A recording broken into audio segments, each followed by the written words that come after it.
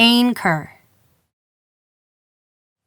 Sa tír seo, ginan cumas Gaeilge ceistena.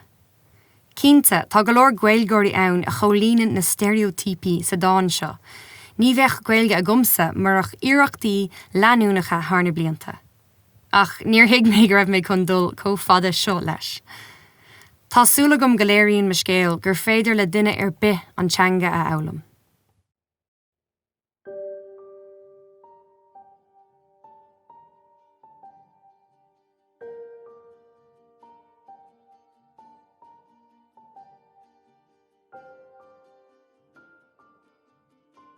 Sciaran éin as gach alta.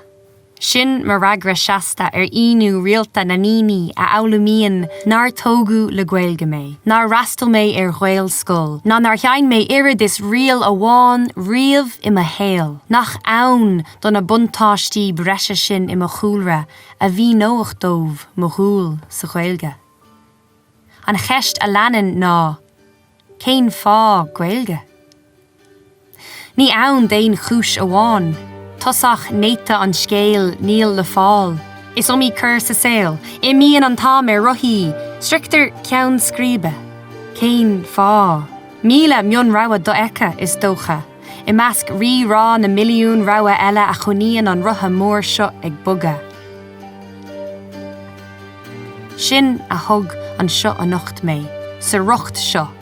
Fila Gaeilge os for Corr, ag cugant na ceiste cén fá. Go me leiscéal gan leiscéal glán a bhrunna uiribh, seo ceist, mar ragra. An bhfuil sibse a fífrí díam faoi mo chud Gaeilge, nó faoi bhar naspa.